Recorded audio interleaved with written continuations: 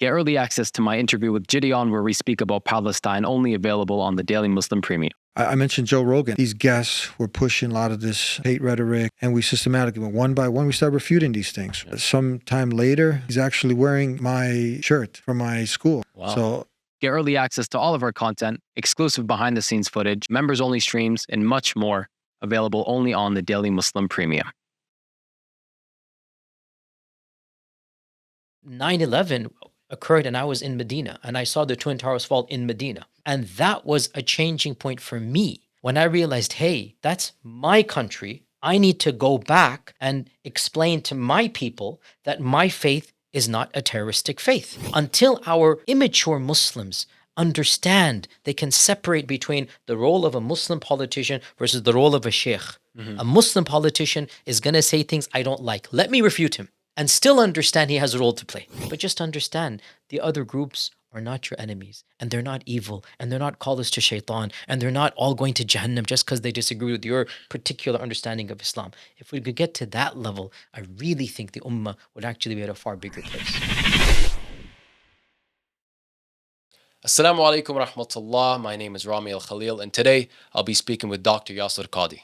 If you like this content and want to see more of it, then please like, comment, subscribe, and most importantly, click the link down below to see how you can support us in our mission. Now, without any further ado, as always, enjoy the show.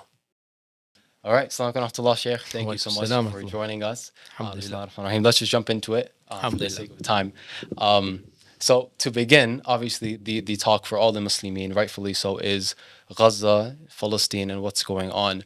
Very recently, some recent developments is the ICJ has said it's plausible, this is old news now, it's plausible that Israel's committing genocide in Gaza. The prosecutor of the ICC, the International Criminal Court, has issued an application for arrest warrants against Netanyahu and some other members in the government in Israel. These are very, very big steps. Alongside those big steps are multiple countries who have recognized Palestine as a state. And these are huge steps that we have not seen, that we dreamt of seeing for a very, very long time. So with all of these developments, and as things stand now, what is your overall stance with the situation, and where do you see it possibly going? Bismillah, alhamdulillah, wa salatu wa salam wa rasulullah wa ala alihi wa sahbihi wa wala ma ba'd. First and foremost, the general disclaimer is that obviously I am not a political analyst. That's not my training. And so we all have the right to say our opinions, but with that disclaimer, I like to always differentiate between that which I have studied intensely, in which my opinion is, I would say, a bit more of an expert and formulated, versus something that I'm a generic reader of, in which case my opinion should be just as much as any other educated person. And that's the disclaimer I'd like to make. With regards to this issue of how I see what is unfolding, in my humble opinion, when 20, 30 years ago, there was this famous theory of the clash of civilizations, where Samuel Huntington, who was one of the world's foremost political scientists of one strand of political scientists of the world at the time, formulated that the Western world and the Eastern world, and in particular the Muslim world, would have this massive clash, and 9/11 happened. And so Huntington's theory of the clash of civilization was then earmarked as being basically a precursor to this massive fundamentalist on one side, i.e. the Muslims, versus the rationalists. That was the perception that was given. At the time, myself and others, we actually pointed out, not exactly at the time, but after 9/11, I was one of those that said, actually, what we're seeing now is not a clash of civilizations, but a clash within civilization. I see. A clash of what it means to be a Western, secular, liberal, democratic society. And that is a clash that we're seeing over and over and over again around the world. Between, go back a few years, Bernie Sanders on one side and Trump on the other. The divide between Bernie Sanders and Trump is as marked as the divide between East and West. And yet both of them are claiming to be bastions of what it means to be American and Western. And so in reality, what we're seeing here is a clash within Western civilization, right? Is it really going to stand up to its own ideals? Or is it all a sham? Is it all hypocrisy, right? That's what we are seeing here. And that clash, the sad fact of the matter, and sometimes I say things get me into trouble, but I'm just being blunt here. We Muslims statistically, I'm just saying statistically, we are not significant enough in the Western world to play a vital role in terms of our percentages. Now, sometimes percentages are catalysts, and sometimes those catalysts, even the small percentages, can act as massive changes. And that's what I'm going to come to. However, fact of the matter, especially in America, we are less than 1%. We are less than 1% of this country. And so this massive clash taking place in our country and Canada, you guys have better statistics than we do in terms of percentages, but your immigrant Muslim community is newer, and so they're less integrated in the infrastructure. So there's positives and negatives either way. My point is that what we're seeing now is that a number of Western countries, Norway and Ireland and Spain and others, they're actually, at least their governments, they are, and especially Ireland, because Ireland's been through the underdog. Ireland's been mistreated and manhandled, and the subjugations upon the Irish people by the British Empire. And South Africa. Why do you think South Africa and Ireland in particular are so sympathetic to the plight of Palestine? Because they've been there, done that. And when they see that happening, they cannot help but feel a sense of, hey, now that we've made it through, the least we can do is help those that are going through similar or even worse. And so, in my humble opinion, this is a very optimistic change. And once again, it bodes well for the future. At the same time, I'm also tempered by the reality that none of the major superpowers have yet, switched sides. And so we're still, it is an ongoing battle. And inshallah, even though our percentages are small, like I said, catalysts typically are not required in massive percentages. And, I'm a chemical engineer, my first training. And so, catalyst is sometimes a few drops in a many gallons of fluid, and it might have the desired impact. And so perhaps we as Muslims can act as catalysts, but in the end of the day, we cannot be the significant force in and of itself. We're going to have to tap into the grander, scale of things and be involved with our communities. And I'm going from point to point here, but one point I would like to bring up is that one of the biggest positives of Gaza and Palestine is that it has forced us to mature up about our discourse. Yeah. It has forced the Muslim community, and I have been very, very vocal in the last 8-9 months about this reality. It's forced us to have very awkward conversations and express a level of foresight and planning that we weren't able to do. A lot of things have come into the forefront here, but we can talk about them in our conversation. But overall, Islam teaches us to be optimistic. And the last 8-9 months have also shown us that, inshallah, things are optimistic. Inshallah, inshallah. There have been some major countries, like, for example, France, I believe France, but for sure Germany, they have said, and I was shocked about Germany, that we're willing to comply with any ruling the ICC. Yes, even France has said this in Germany. It's surprising because Germany, maybe it's making up for its own, Nazi past, but Germany was extremely anti-Palestine for so many years. But I think there is a overall sense that the International Court of Justice does represent a neutral body that is the highest level of the UN. And so there is a level of respect that those countries are giving. Unfortunately, as you know, our own country in its arrogance, and perhaps in that arrogance will be a downfall. And I know I don't say that positively. I'd rather our country change its course because a downfall doesn't bode well for any of us. But in the end of the day, Allah knows the future. Yeah, Allahu alam. Jazakallah khair. So you gave a lecture once, and I was very inspired throughout it, where you had mentioned that every single time that Islam was almost on like the brink of defeat, or the Muslims were on the brink of defeat, some group of Muslims from some faraway land that no one's ever heard of, you can't even find it on a map, come and just defeat the enemies and kind of reestablish Islam over and over again. And you went through so many examples. I was like, which one's going to be the last one? Like, they just went on forever. Subhanallah. Yep. And I actually, I'm going to jump the gun here. I actually believe, I'm very optimistic that the Muslims of the West will have, I'm not going to say the crucial role, Allah knows, but a crucial role without a doubt. That's my humble opinion. Yeah. The Muslims of the West have a very unique role to play. Yeah. And there are many reasons for this. Of them is that it's our countries that are aiding and abetting the genocide. And here we are, these are our countries. And again, the level of maturity, because again, when I was growing up, and I was like the first generation born here, right? I was born in the 70s, the first generation here. We had a very different, our parents kept on driving the point that you're never going to be an American. This is not your home. That's what we were taught. Not just our parents, our shuyukh, our scholars. It was always like, this is Darul kufr, and that's not yours, and this and that. And growing up in this cognitive dissonance, in my humble opinion, it actually, you guys are too young to remember, but 20 years ago, when the radical groups Al-Qaeda and ISIS came along, unfortunately, there was this tendency among some to actually sympathize with crazy radicals, and they're no longer around anymore. But there was a sympathy, and one of the reasons was the message that was given to our generation was, you don't belong here. That message was given by both our shuyukh and elders and by the far right.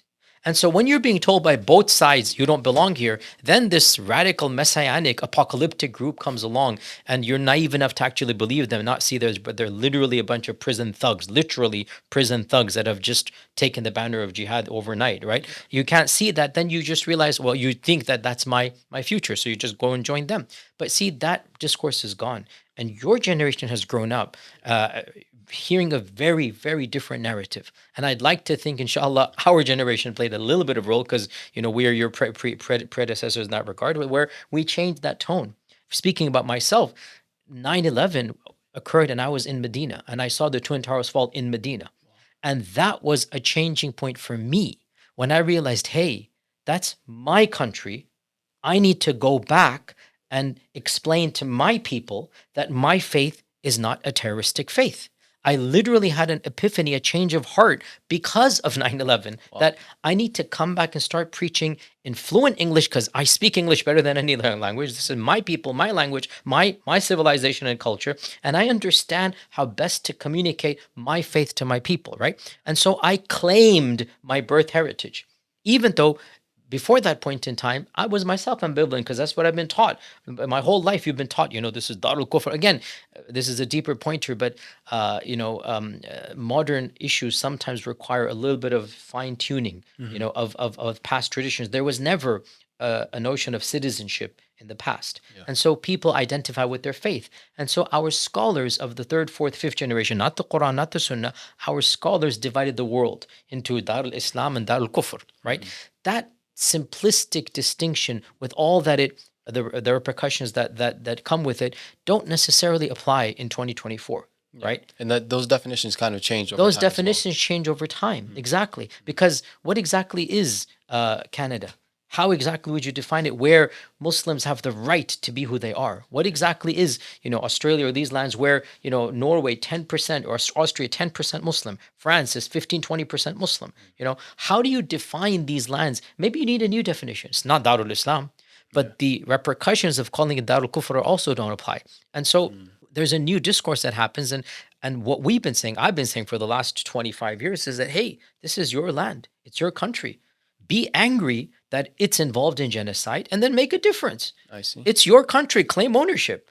Don't just sit there and moan and groan and lambast. No, go and get active. Start protesting. Start changing, the narrative. Start making people understand what's going on, and start pushing people to take ownership of what our own country is doing in that land. And where there's a will, there's a way. The past has shown that groups of committed and dedicated citizens can change the course of history. That's every single major shift that occurred, whether good or bad, whether it's the civil rights, right? Whether it's feminist movement, whether it's abortion, whether it's sexuality and gender, whether it's LGBT, whether it's the Vietnam War. Some of these were good in our eyes, some of these are bad, meaning, the discourse. But in every single one of these, mass protests, demonstrations, the temperament of the people shifts, and the government has to follow suit. Yeah. Why can't we learn from history and claim what is ours? And especially, you guys say from Canada, especially in Canada, you guys have far more potential than we do, simply because your percentages are far higher.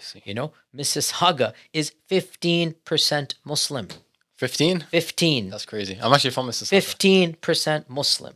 Unfortunately, the majority of them are still arguing over the length of your beard and the size of your trousers, literally. And they think that is the major point of the religion. And that's the mindset we have to challenge, right? They think this is what you have to, what exactly is the specific aqidah question goes back 1,000 years. That's what they're obsessed with, right? And because of that, they're going to put you in a box. Because of that, they won't pray behind you, call you a mubtadi', kafir, zindiq, whatever it might be. Complicated process here. Yeah. We have to be empathetic. It's not really their fault. That's what they're taught.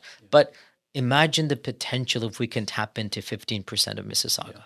Imagine the potential of 10% of Toronto. Imagine the potential of that. We don't have those statistics in America, right? And your country, because it's a newer country and because it's a more, more than 50% of the people in Toronto are born outside of Canada. 50% of Toronto. So you are an immigrant country.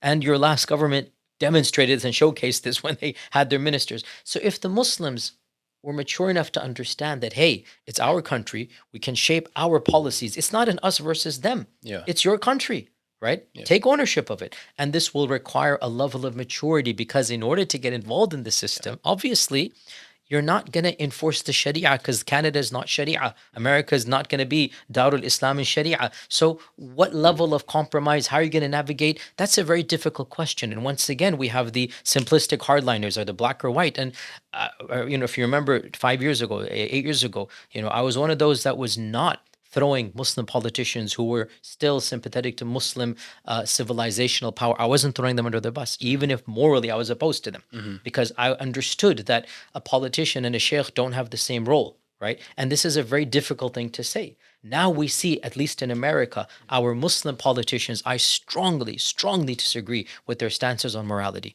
And I said this publicly and in khutbahs. Still, they stood up against AIPAC. And they stood up in Congress multiple times, saying things that nobody else said, right? And we needed them in Congress to say that. Until our immature Muslims understand they can separate between the role of a Muslim politician versus the role of a sheikh. A Muslim politician is going to say things I don't like. Let me refute him. And still understand he has a role to play, right? That level of maturity that we need to come to. Unfortunately, we still don't have it yet. But what happens with the Palestine crisis, the Gaza crisis, alhamdulillah, a lot of people have had to learn really quick, super fast. A lot of people that have steep learning curve. And so I'm very happy at this. I'm going to continue saying this. I was one of those very harsh against the intra-sectarian disputes. I despise the pettiness that, unfortunately, too many Muslims display. And sometimes I'm a bit too harsh because I need to also calm down in this, but I'm angry at the shuyukh. They should know better. I'm angry that you're still debating, the most petty issues of fiqh and aqidah when there's a massacre taking place, when there's a genocide taking place, and you're dividing the 5% religious Muslims, right, over how do you interpret istawa ala al-arsh, how do you interpret yadullah, how do you interpret this aspect of qadr, and you're going to, bring up 1,000-year-old controversy that is completely lost on the masses when children are being bombed. And because of that, you're going to have, hatred in your heart against other Muslims. So again, I have to be mature about this and be blunt about this. And Gaza is acting like a catalyst to separate people that are thinking 10 steps ahead versus those that are still going backwards. Intrasectarian, politics, identity, all of these conversations, Gaza has forced it on us. And for that, I'm very grateful. May Allah bless your message. Honestly, I think that was very beautifully said. And it points in a very important direction that as Muslims, we have to be practical. The Sharia requires us. Here's another point. The word practical, of course, there are aspects that we have to be careful about. Practical doesn't mean, it's difficult to pray Fajr, I'm not going to pray Fajr. And this is where the critics, come up, because for them, the word practical, it makes them cringe.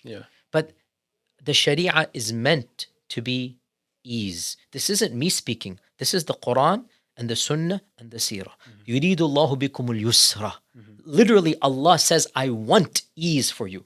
وَمَا جَعَلَ عَلَيْكُمْ فِي الدِّينِ مِنْ حَرَجٍ. I did not make this religion difficult for you. And the Prophet ﷺ said, يَسِّرُوا وَلَا تُعَسِّرُوا بَشِّرُوا وَلَا تُنَفِّرُوا, right? And the Prophet ﷺ made dua for the one who, he prayed for the one who made takhfif of the salah. He got angry at the one who made the salah long, right? So the Sharia has come to make life reasonable within parameters of haram and halal. And therefore, yes, the Sharia has come to be pragmatic. And Ibn al-Qayyim and others clearly mentions this, that when there's a hukum, when there's a ruling that is not going to make life conducive, then you have misunderstood the Islamic ruling. The Islamic ruling is not going to make life impossible. And those people that used to tell us that you cannot be involved in the system, you cannot be involved in politics, you cannot even vote, because that was the fatwa I grew up hearing constantly in the 80s, right? And there was like no second opinion amongst the clergy of that time. Voting is haram. Voting is shirk. Voting is kufr. That was the only thing we heard. And again, after 9/11, all of that was kicked out because they understood, You needed to be involved in the system, or else our masajid were getting shut down, our Islamic schools, so many institutes, shuyukh were deported, some were thrown in jail, all unjustly. All unjustly. And they realized, hey, we need to fight the system. This isn't fair what's happening. How are you going to fight the system? You're going to have to use the system, right? Yeah. And so, again, you guys are too young to remember this, but 9/11, it was a wake-up call for me. I mean, I'm Exhibit A. I was 22, 23, right? When 9/11 happened, right? No, sorry, a bit older than the 25, I think. 25, 26, yeah. So 9/11 happened and I was in my mid-20s, right? And I, at the time, did have very naive views, simplistic views. So I kind of empathize when a new generation of 20-year-olds coming and they want to just, in their simplistic mind, say, anybody who doesn't agree with my understanding of Islam must be a CIA agent, must be a sellout, must be Iran, must be a liberal reformist of Islam.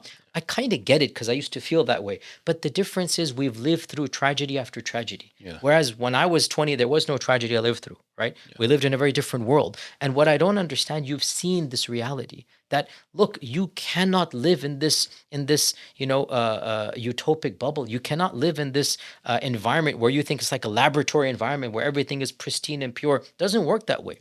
We are navigating through a very, very difficult system. Yeah. And there's no clear-cut right and wrong.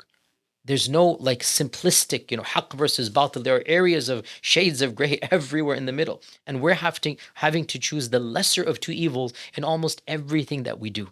I see. So this is where the pragmatism comes in this regard. And yes, we're going to make some mistakes. There's no doubt about it. How can we not make mistakes when we're going where no other generation has gone? Yeah. When we're doing what nobody before us has done. But rather than the armchair critics just lambast and point and pinpoint and make fun of and refute, learn from the mistakes. Do it again, bigger, better, stronger, and more perfect. Yeah. I always tell my critics, I always tell them, rather than just criticize, do something bigger and better, and I'll make dua for you. Oh.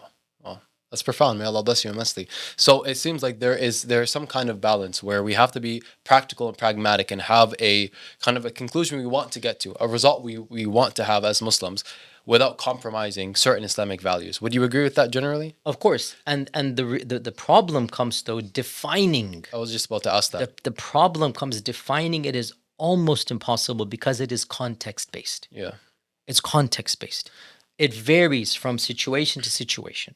And that's why, for example, the most obvious example, which is like no controversy at all. The Prophet ﷺ said, when you pray standing. If you cannot, then pray sitting. If you cannot, then pray lying down.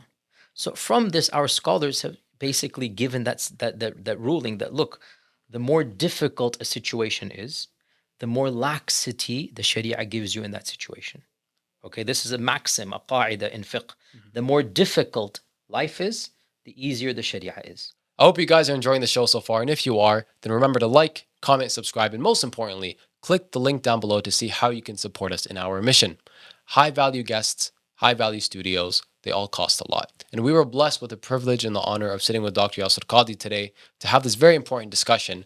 But obviously, flying out to Dallas, Texas is not exactly cheap. So if you guys want to see more of these high-value productions, remember to like, comment, subscribe, and again, support the cause using the link down below. Now let's get back to the show. I see. Okay, so if you can stand up and pray, stand up. If you're sick, you can sit down, sit down. If you cannot, then lie down and at least try to move your head. If you cannot even do that, then what? You move your eyelashes, right? You blink. If you cannot even do that, our scholars say if you're literally paralyzed, you literally imagine salah. Wow. Literally. So this is exactly, take this, copy and paste from the hadith and apply it to the real world now, right? You can't predict how bad the situation will get. May Allah protect all of us. Look at the Uyghurs of China. Yeah. May Allah protect any of us to be in that situation. And may Allah bless them and free them. Can you imagine being in a Uyghur concentration camp right now? What fatwas are we going to give them about siyam? About salah? They can't pray. Yeah. They're going to be whipped if they pray. They are brought out in the daytime of Ramadan and forced to drink alcohol in public so that they know they're not fasting. What fatwa are you going to give them? You're going to say to them, you're going to have to say to, if I were there, say, look, when they force you, you do it and your fast isn't broken. I would give them, if I were to be there, I would say to them, you will fast in your mind And because you're forced, when they force you, that is actually ignored and your fast is not broken. Wow. Now, is that fatwa I can give in America? If somebody says, "Oh, I have to go out for a lunch and I don't want to be awkward," you can't. I don't want to be awkward by pretending to be fasting. I don't want to give away that I'm a Muslim. Is that two the same? Not at all. Exactly. So my point is, a lot of these people who don't understand fiqh and usul, simplistic minded critics, they think the Uyghur situation and the situation of the person in barrister America is exactly the same. Yeah. No, it's not. No, it's not. And in some areas, we are not to the level of the Uyghurs, but we're closer to that, i.e. politics is one of those. What do we do? It's our government. I have the right to get somebody in office. I have that. I can run for office if I wanted to, right? I have Muslims that are running and they're saying to me, we're going to help the Palestinian situation. Now, in order to get there, they're going to have to choose their battles. They can't be Mr. Maulana, Imam, Mufti, Sheikhul Islam. They're going to have to preach a rhetoric that I don't agree with ethically, morally, about equal rights for same sex and this and that, right? Now, what do I do now? What exactly is the end result? And this is where, again, the simplistic minded people, they think the awkward situation of the lunch versus the Uyghurs is exactly the same. No, I have to save 45,000 people that are being massacred. And not just that, overall, the Palestinian situation, it's not just one episode of Gaza, 75 years have gone by, right? And not just this, it's more than just the Palestinians. It's the fact that our government should be representative of who we are. Yeah. We need to have people that are us, such that the next, may God protect us, a terrorist incident happens, people can say, hey, look, those are the bad guys and the rest of us are all good guys. They need to be able to say that. Now, in order to get to that level, obviously, you're not going to have your Sheikhul Islam or Mufti going there, right? Yeah. Again, the level of intelligent discourse we need to get to that. I continue because I am optimist in the end of the day. If you continue to preach common sense and wisdom, eventually people are going to open up. That's what I've been doing for the last 10, 15 years. And alhamdulillah, I can say more and more people are opening up to this reality. I see. So my question is, in regards to making political change within America, what is the best case scenario for that? So I always say it's not my job to pontificate too much about political science. My job is simply to validate that people should get involved. That's all. I personally am a soft pragmatist. I have a much longer talk about on the Thinking Muslim podcast. You can listen to that, where I go over this in a lot more detail. And I talked about the fact that I'm a soft pragmatist. I'm not somebody who's a hard pragmatist. I don't believe that the bulk of the change will come via our elected officials. I don't believe this. But definitely, I also don't believe that we should avoid the system in totality. So overall, I am a soft endorser. Like, look, some people need to get involved.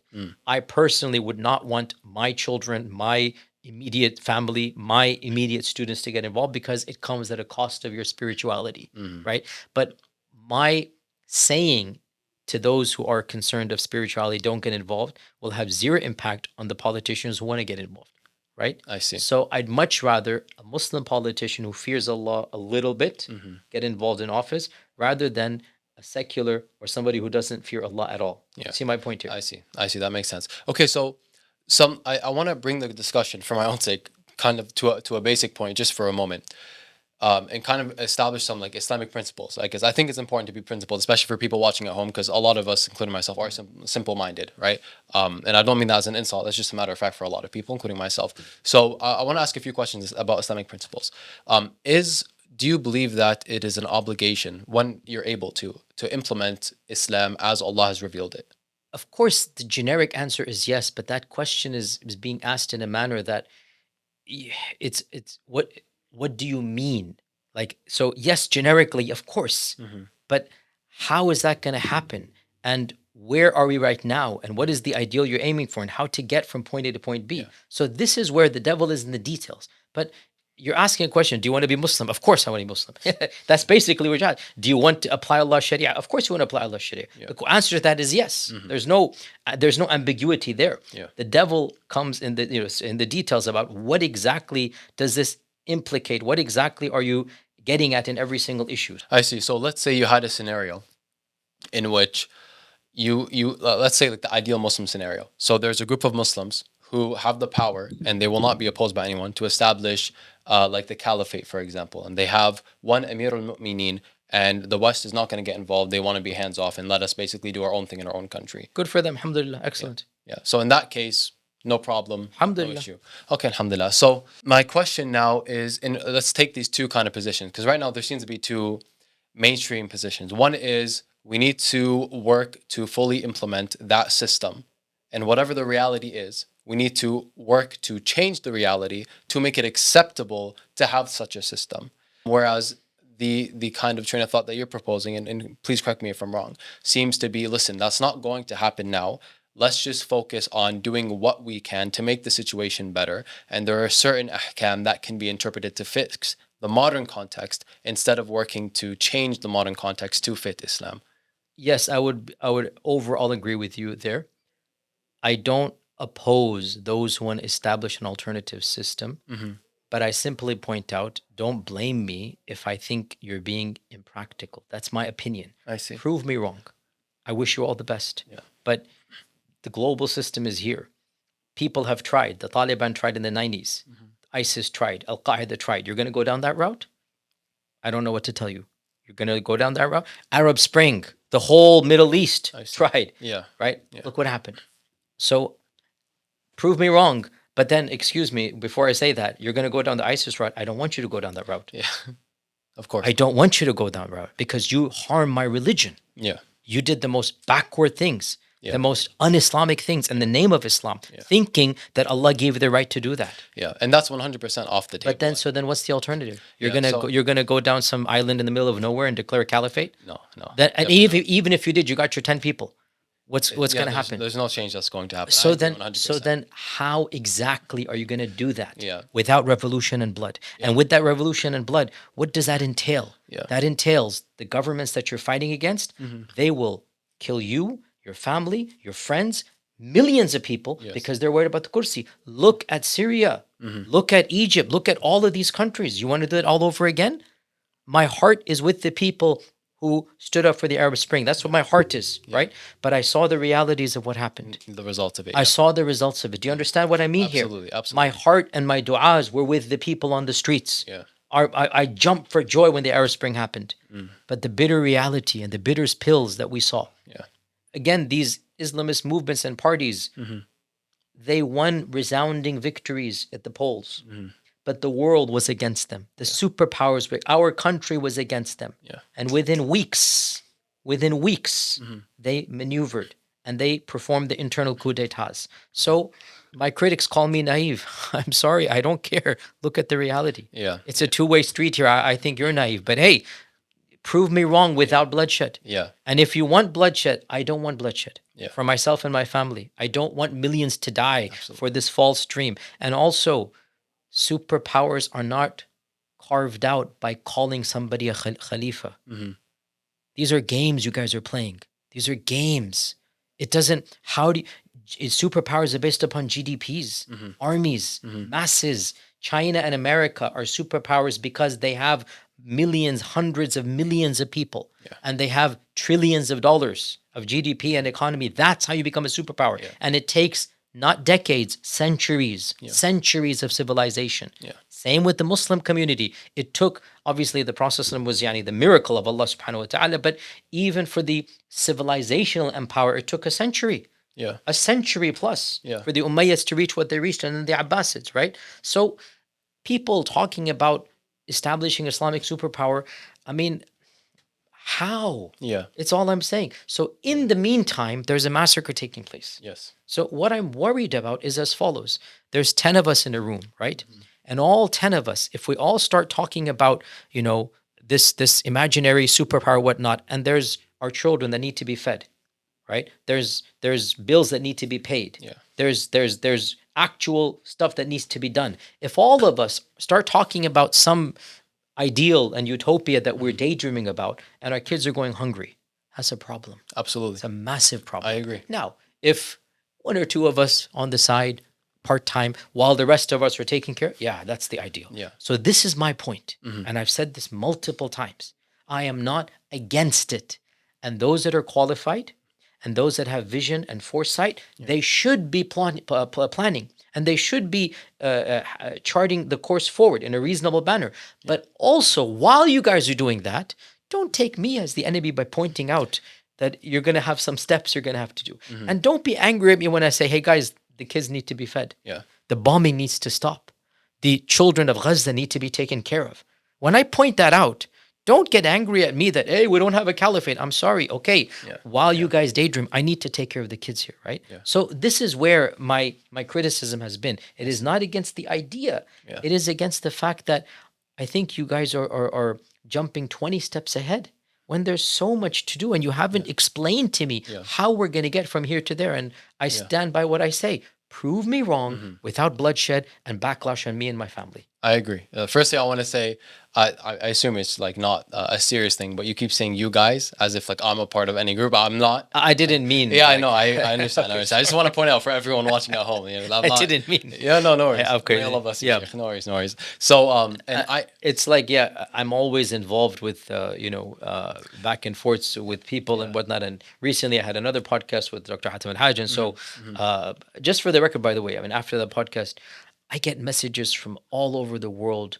Yeah. Generally speaking, those that obviously reach out to me through third parties are very positive. People that have never reached out before, they're like, and generally the more mature and seasoned preachers and du'at and scholars. And obviously I get a lot of flack and criticism as well. And it is what it is. But it's interesting that the conversation starts, and I'm happy about that. I hope, inshallah, even if I'm incorrect in some things, I hope that the conversation is provoked such that you're thinking about other factors. And it's not just simplistic waving a flag and shouting slogans is not going to bring about an actual change. I agree 100%. And that's why I respect that you're willing to have these discussions, and two, you have some kind of some kind of plan to back the idea.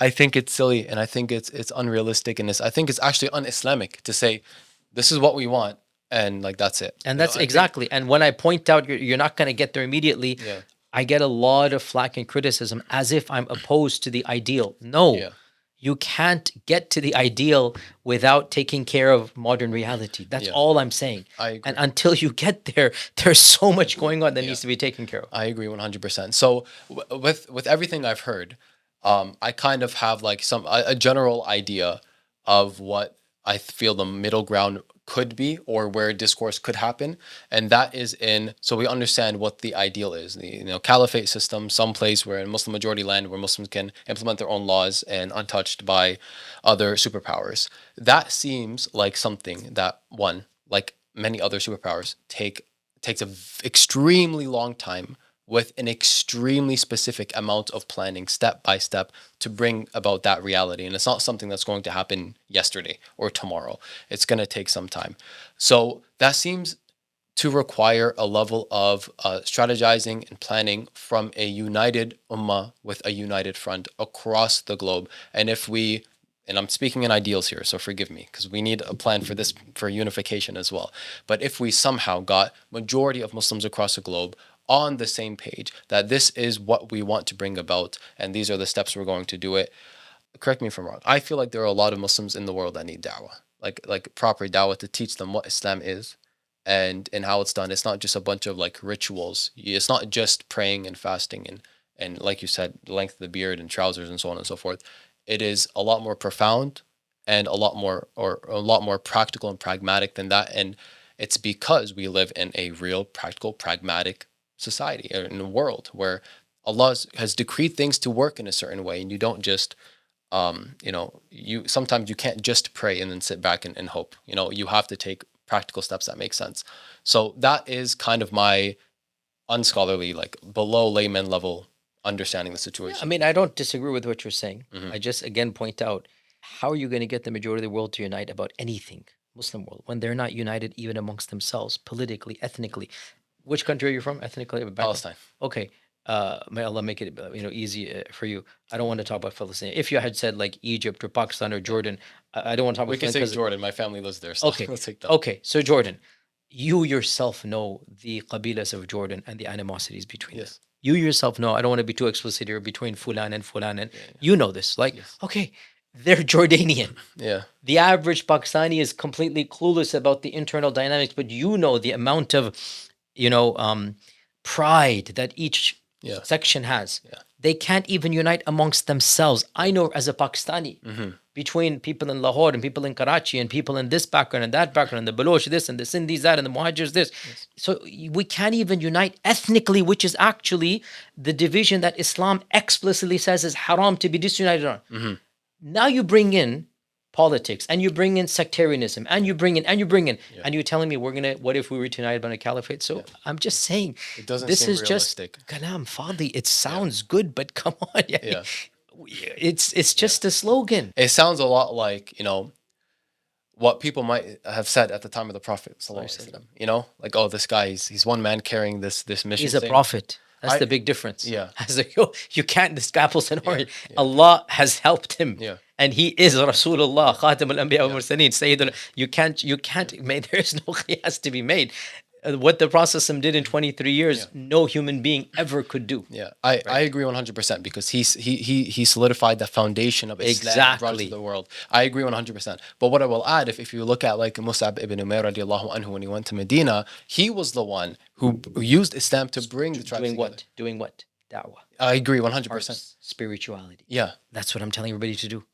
What's stopping you? Go ahead. Yeah. So preach, convert. What I'm saying is we need a united front to bring this proper da'wah, this proper understanding of leave behind your nationality, your ethnicity. I know that's it sounds exactly crazy. what I and everybody else is. All of our preaching is about fortifying people's imans, making them stronger and closer to Allah subhanahu wa ta'ala. But we have so much to do. Yeah. So there's what percentage of Muslims actually pray 5 times a day? Allahu a'lam. What percentage around us is non-Muslim? So we literally have light years before we're talking about some critical mass to get to that. You see what I'm saying? I agree. So Bismillah, Ardullahi wasi'a, the whole world is open for you. There's lots of preaching and teaching to be done. That's what I'm saying. So when you're on a boat and a person's drowning, and you're like, well, there's no point bringing him on the boat because we don't have a hospital, we don't have bro, he's drowning. Get him on and we'll deal with stage after that. This is my point, is that we have priorities right now. And so, yes, a small percentage of our intellectuals need to come in a room every once in a while and have a plan and a vision, and I will support them. And I've attended conferences where that has been the main topic, and my heart is with them. But for everyone, there's like 99% that just need to be told, hey guys, pray Fajr, please. They need to be told to change their lives and be more ethical, come closer to Allah, fear the day of judgment. And I'm just doing that the bulk of my time. I see. Do you feel like it would not be beneficial to also add in what Islam is meant to bring about in the world? Like what the kind of what the Prophet sallallahu alaihi wasallam established, and like even like the golden age of Islam that came after. What is the goal of Islam?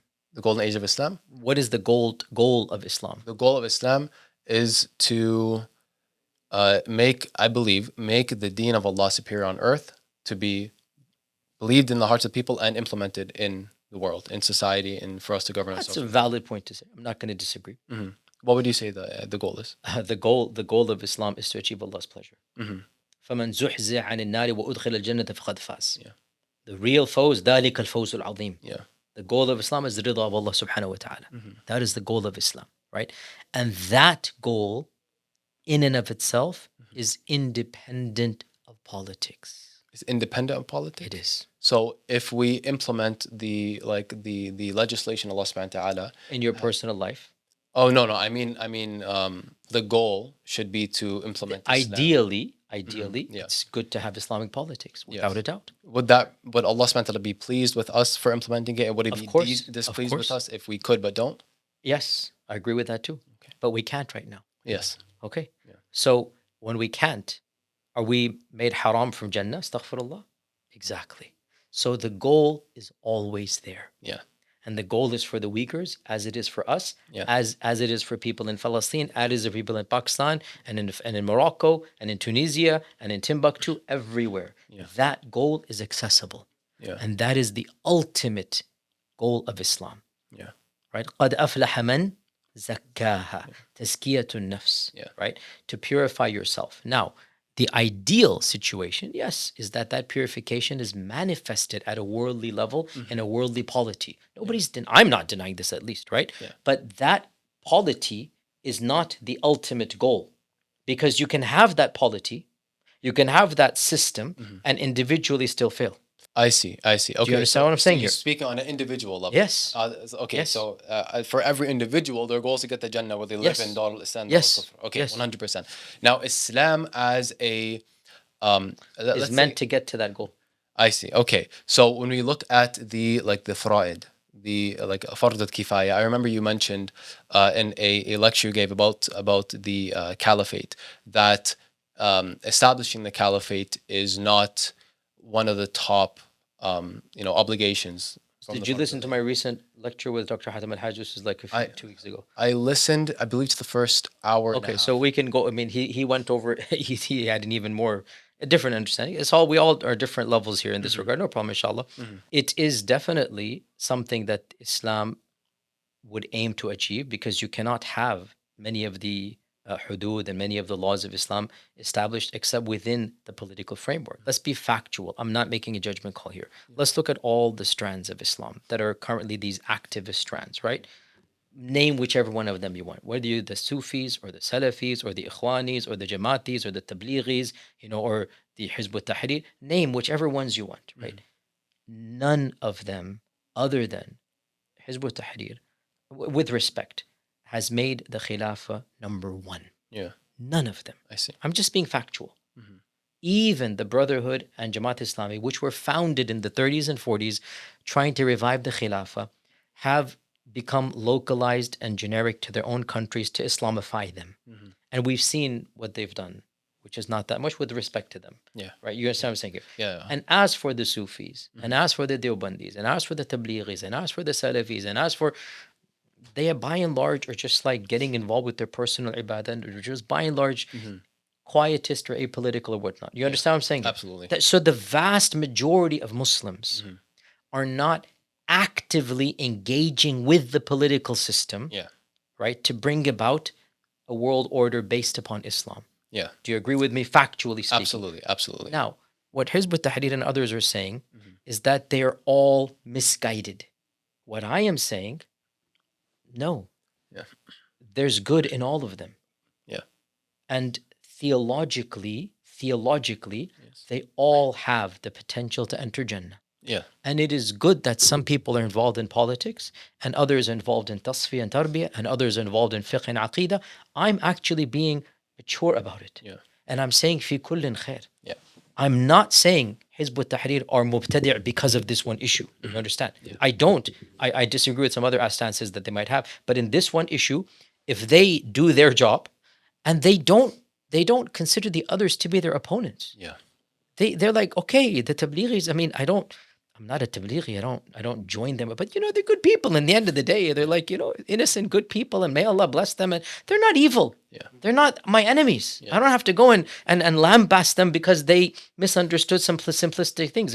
I used to be a Salafi, and my critics say I'm anti-Salafi. Wallahi, no, I don't think I'm anti. I just feel they have some mistakes, but I'm a little bit more explicit with their mistakes because I have the right, because I've been through it. Yeah. Not because I think the Sufis are any less or the Tablighis, but, and I say this very bluntly, all of these religious movements have achieved a level of salvation that inshallah will cause them to enter Jannah. Yeah. And their mistakes will be forgiven in light of their good if they live up to their own ideals. Yeah. If a Tablighi is really a Tablighi, right? If a Deobandi is really a Deobandi, if a Sufi is really a Sufi, if a Salafi is really a Salafi, and they live up to what their mashayikh say, which is praying 5 times a day, following their version of fiqh and aqidah, and even through all their differences. I don't carry a card anymore to one of these membership clubs.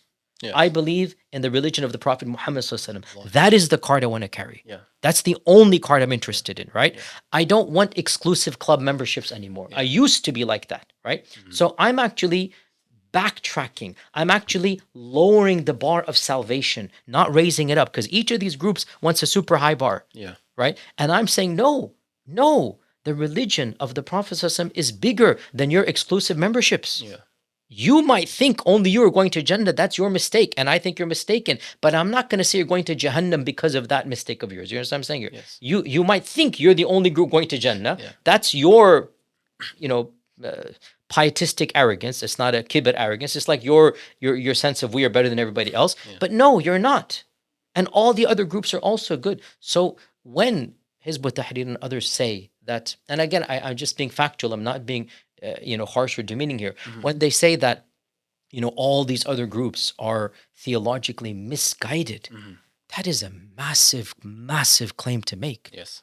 And I point out factually, they are the only group that are making this the number one priority. Yeah. And I think there's nothing wrong with them to do so. Yeah. That's the whole point. Yeah. The irony, go do it. But allow the other groups to find their own personal relationship with Allah subhanahu wa ta'ala in their ways. Yeah. And I don't have a problem with that. And if we all did our job, maybe, just maybe, in that diversity, we might actually find some unity. But the problem comes, كُلُّ حِزْبٍ بِمَا لَدَيْهِمْ فَرِحُونَ. Every group thinks, the Salafis think, if you don't follow my particular aqidah, you're a mubtadi', right? The Sufi thinks, if you don't have my tasfiyah, my tariqah right now, the Deobandi thinks your fiqh is not quite exactly, the Tablighi thinks you're not doing da'wah the way I want to do. If we all understood, look, Allah created us all differently. And as long as we have the red lines, and I talked about what these red lines are, and they're very clear. La ilaha illallah Muhammadur Rasulullah. Those are the red lines, man. That's it. Really, it's the kalima, it's the Quran. It's like, the sha'air of the Islam, the 5 pillars of Islam. These are the fundamentals where we all agree upon. If we can understand this point, then if we can just stop the animosity between us and say, you know what? It's good the Tablighis are going out and doing da'wah. It's good the Salafis remind us there is something called aqidah. It's important, It's good the Deobandis talked about structured fiqh, because yes, it's nice to have structured fiqh. It's good. But just understand, the other groups are not your enemies, and they're not evil, and they're not callers to shaitan, and they're not all going to Jahannam just because they disagree with your particular understanding of Islam. If we could get to that level, I really think the ummah would actually be at a far bigger place, better place. I very, very, very much agree with that 100%. And I think, unfortunately, every single group has their flaws, especially the ones that ostracize the other ones. And as you mentioned, say that, you guys are misguided and a'udhu billah, you're going to be in the hellfire. May Allah What I say, and I said this in Canada, if you listen to my lecture I gave in Mississauga and ISNA, what I say, find the moderates of every group.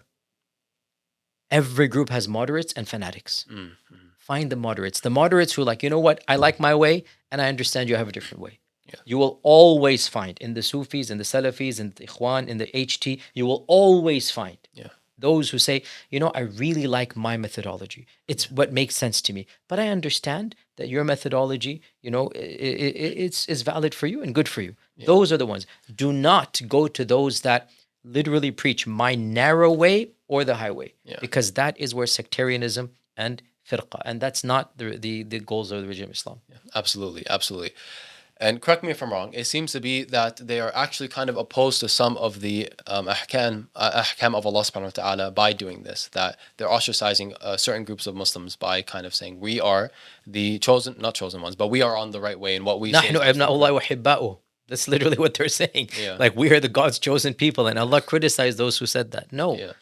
Our Prophet ﷺ said, the rights of a Muslim upon another Muslim are you help him when he needs to be helped. You return the salam to him. So he literally called the rights of a Muslim, haqqul muslimi ala al-muslim. Nobody has the right to say, okay, if you don't follow my group, then I'm not going to give you the rights of a Muslim to another Muslim. Anybody who does so has disobeyed Rasulullah sallallahu alaihi wasallam. If you are a Muslim, then I have a right over you, you have a right over me by the testimony or by the text of the Prophet sallallahu alaihi wasallam. Simple as that. Yeah, amazing. Jazakallah khair. So we're running low on time, so I do want to go towards unity because, as we discussed, pragmatism, being pragmatic and being practical, I do want to ask you for some practical steps. We started our organization, the Daily Muslim, because we want to bring Muslims together, both like the viewers at home and the speakers and the scholars and anyone who we can, inshallah. So how does unification actually happen, and what does that look like? What are the practical steps towards bringing down these unnecessary barriers and initiating these conversations, which you, may Allah bless you, are very, very open to having, and I respect that very much. Unity begins with your own efforts in your own community and your own masjid. Unity begins, you have a podcast here, bring people of different groups and different backgrounds and literally just have it out. Unity begins by listening to people outside of your own narrow interpretation and understanding. Oh my God, they're actually Muslims. They say Bismillah before they eat. They pray facing the Qibla. Like, you'll be shocked. Like, oh my God, they actually read the Quran. Yes, unity begins by these small steps. And when you do these small steps, you will actually begin to see the fruits of that unity. Unity begins by understanding that just because somebody disagrees with your interpretation of Islam, he's not disagreeing with Islam. I see. Absolutely. Do you think Muslims should have a united front when it comes to like media, for example? I mean, of course they should, but then again, sometimes a little bit of diversity is good as well, Yeah. because we need different tactics. Does that make sense? Yeah. We need different methodologies to do, and Allah knows which one is going to be successful. Yeah. So yes, there should be Muslim media out there. At the same time, what tactic to be done? And yeah, sometimes people have tactics that I don't necessarily agree with, but some good will come out of them, right? And our Prophet ﷺ, this is hadith, our Prophet ﷺ said, sometimes Allah helps the religion with a kafir or with a fajr, an evil person. This is a hadith. إن الله لا يؤيد هذا الدين برجل الفاجر, and one riwayah رجل الكافر, right? And just because he's a fajr and he helps the religion, that doesn't justify his fujur. Fujur means his sin and evil, right? And we need to be wise enough to understand this. Once again, we have a very, kindergarten level of this. Now, there are non-Muslims who are supporting the Palestinian cause. Yeah, that's true. Now, should we not take their help? It's common sense. What if somebody says, oh, but he's a kafir? What would you say to that? So what? So what? What if somebody says, oh, but he's an LGBT supporter? I don't see the correlation on how that is a problem, because if they want to, speak out against injustice, So why are we we're gonna not stop we're them? not allying with them for LGBT. We're allying with them for Palestine, right? That's exactly the point. We need to reach that level of maturity. There are actors and actresses. Somebody told me, I don't know, but it's some Arab actress or something, obviously not dressed properly, whatever, but apparently she wore a Palestinian dress or something, some famous thing or something like that. Obviously she's not dressed appropriately, but she's doing whatever her part is. Now, am I going to justify that? Of course not. It's not allowed to show your skin. You know what I'm saying? But she might be doing something that maybe, I mean, let's not be judge, jury, and executioner. Haram and halal is halal. But Allah is the judge of Jannah and Jahannam. And never forget, Allah forgave a prostitute for feeding a dog a morsel of water. Something stirred in that girl's heart who did that to that dog. What if, I don't know this person, but what if this Muslim lady, she feels a sense for Palestine? And that was her da'wah. And I'm not justifying, please, because I have to be super careful. My critics jump at every opportunity they can. I'm just saying, can we not criticize overall that, hey, we don't want skin to be shown, and then say, but you know what? If somebody did something in their realm that they wouldn't do otherwise, may Allah bless them for that. Can we not get to this level of nuance without me being canceled for being generic? Do you understand what I'm saying? Right? Yeah. This is unfortunately what we do, is that we have trigger happy youth that just want to kick everybody off. And it does become a nuisance. It becomes a irritation, not just because, of course, it's painful because I'm a human being, but also because it causes unnecessary online chatter and drama, where people's energy and bandwidth is diverted to what is more important to that which is less important. Yeah, I see. I think personally, what would help is if you take the mature moderates from different groups, these extreme kids online who might be commenting these things. I'm sure they look up to certain shayukh, and I'm hoping that certain shayukh that they look up to are mature and able to have these discussions. I think bringing those mature people, those moderates, all together to have these discussions on certain things, publicly as well, would do great amounts for the Muslims at home, being able to see, I look up to Yasir Qadhi, he's sitting with so-and-so, he's sitting with these people, and they're having a civil discussion. That's actually very enlightening. And now they would be fed those different... Well, if you look at the last few years, that's really what I've been doing with a lot of people of different backgrounds, because it doesn't matter to me which card you're carrying within the mainstream movements of Islam. Sure, there are lines we draw, and people that are astaghfirullah, believing in a prophet after the process. I mean, that's like, we draw lines there, And yes, there are things I don't like at all. If you're gonna say bad things about the Sahaba, I don't want to pray behind you, and I've said this publicly, So there's levels of stuff that we do in this regard, no question about it. But I say very clearly, I mention all of these groups. I don't have a problem whenever these groups that you follow in these mainstream Sunni movements. It doesn't bother me in the slightest. And you have the potential to reach Firdaus al-A'la. That is the real goal. So if any of these people can reach Firdaus al-A'la, how can I be angry at you? How can I take you as an enemy when, inshallah, I hope we're in Jannah together forever? Doesn't make any sense. We're fighting on earth when in reality, my goal and your goal is exactly the same place, and inshallah we'll be there, right? So why make this earth hell when inshallah we're going to be there forever? So I'm not that type of person where I make these types of petty things my main focus. There's no one path for Muslim revival. I say to the youth that ask me their advice, I say, do the best that you can in your dunya while you're visibly Muslim in your deen. Like, do the best that you can in whatever you're doing, whether it's in your company, or in your job, whether it's in your worksmanship, whether it's in your founding your CEO, be the best you can be and also be visibly Muslim. That's it. That is the best da'wah you can do for the people to see that you are a proud Muslim and you are clearly identifying with Islam, and at the same time you're at the top of your field and whatever you're doing. That's all. Now, we don't need everybody to go and become full-time da'wah and shuyukh and activists, because Islam was never like that. We do need everybody to be visibly Muslim, to be proud to be Muslim. That's what we need. So you do you, as the saying goes, right? That's what you guys are. I'll say you do you, but you do you while you're a Muslim. And if you do that, inshallah, Canada, America, Australia, England, and all these Western countries, inshallah, we will then be the catalyst that these countries need. Inshallah, ya Rab. Inshallah. Do you have any final message for anyone watching? My message is simple, that is that what is required of you is very simple, dear Muslim, and that is you worship Allah with your utmost love and devotion, and you try to bring as much barakah and khair to the people around you as you can.